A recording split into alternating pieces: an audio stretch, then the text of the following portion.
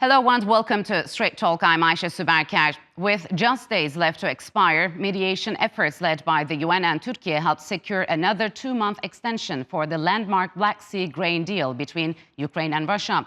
Turkish President Recep Tayyip Erdogan made the announcement on Tuesday when the latest ship departed from a Ukrainian port.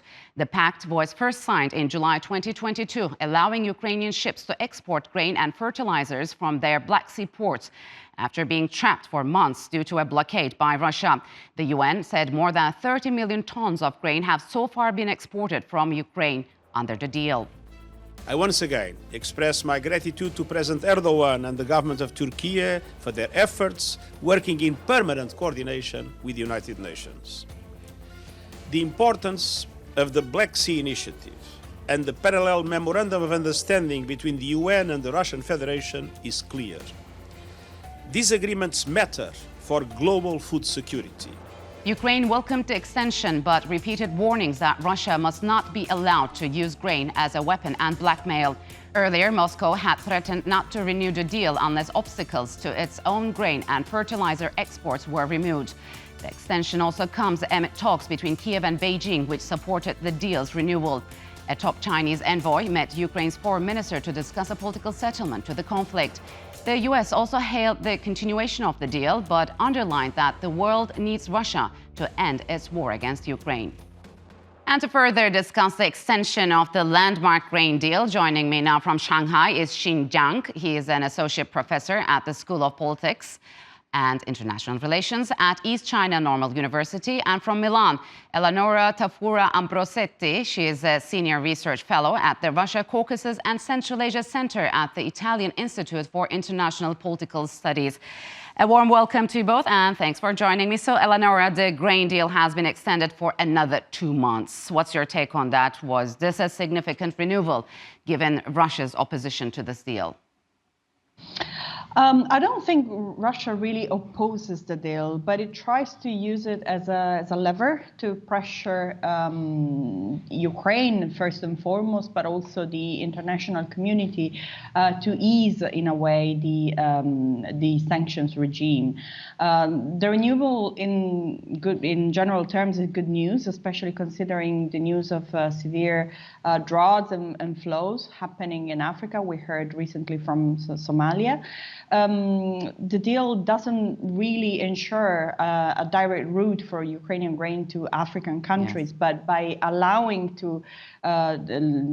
the Ukrainian grain to regularly be exported, it allows also the maintenance of a regular price of this essential item on the food market. So this is really significant. So, Xin, will this deal have to be renewed every 2 months? And will millions again have to worry about that their grain supplies could be at risk? How viable is this?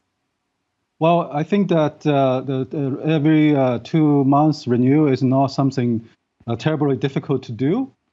Since this deal has been extended already twice, this is the third time this deal has been renewed. So I don't think technically to do a regular renew itself is a big political obstacle.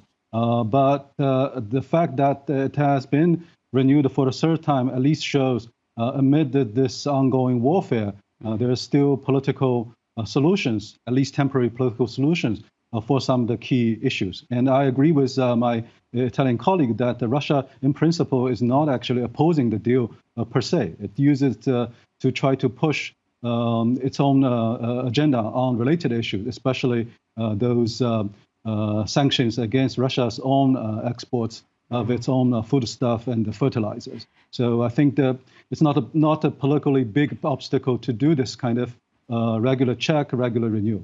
So, Eleonora, is it true that the deal hinders shipments of Russia's grain and fertilizers? And how important is Russia's shipments of fertilizers and grain for global agriculture?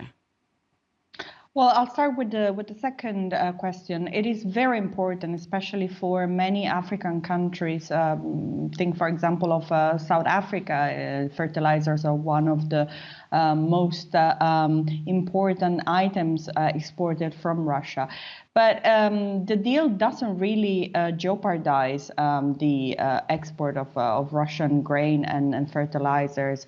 I think what the main obstacle for regular export is financial sanctions, like the Western sanctions have imposed very heavy burden on Russia's companies, insurers, and everything related to the export. So this is what Russia tries to ease the Yes. Western international sanctions, especially the financial ones.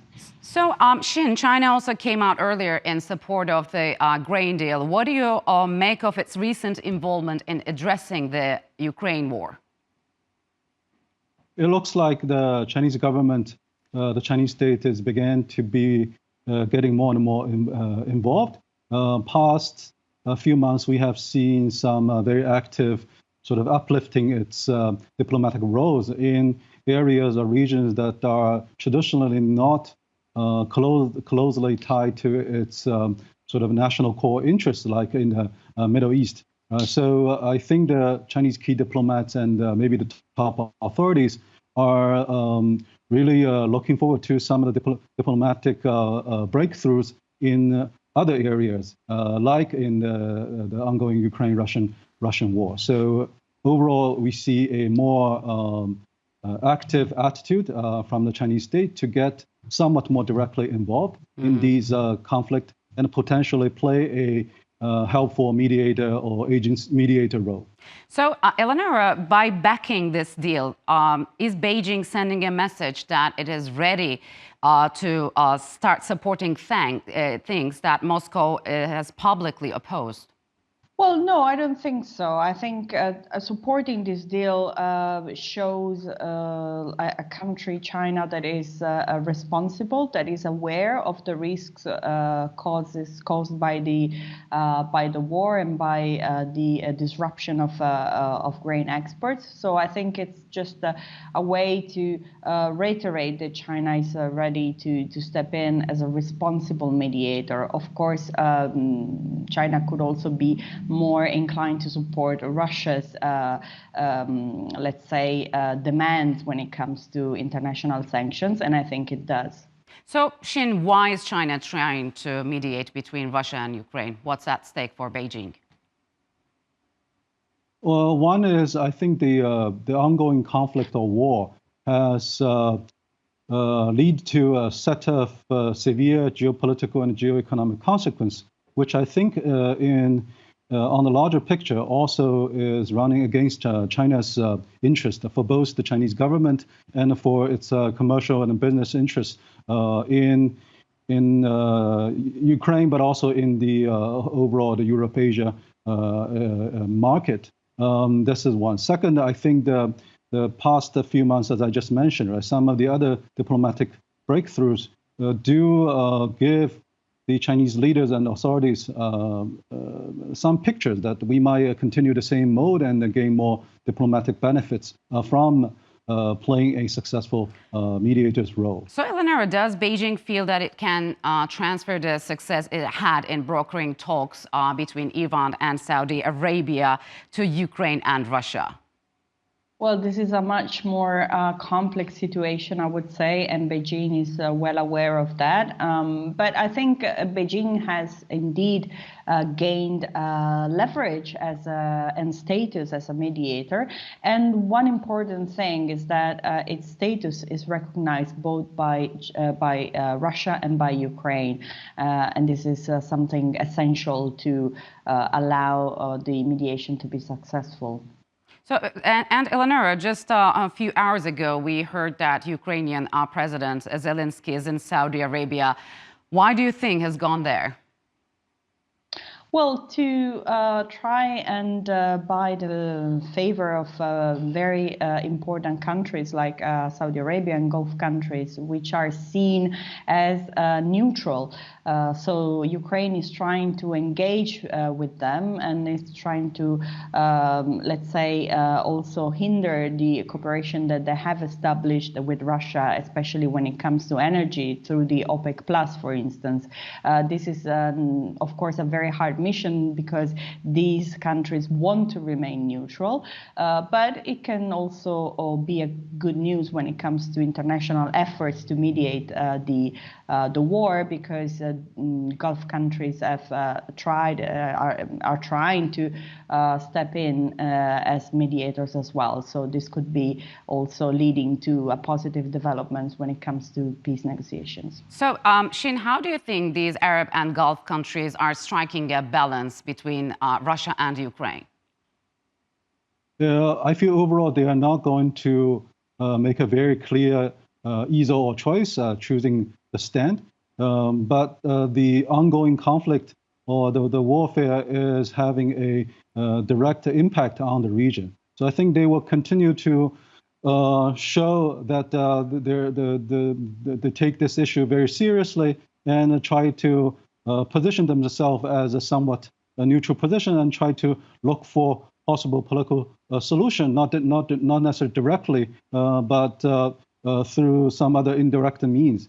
Some of the Arab countries or Middle Eastern countries has, like Saudi Arabia has already played that kind of mediator role on a specific issue during the ongoing war.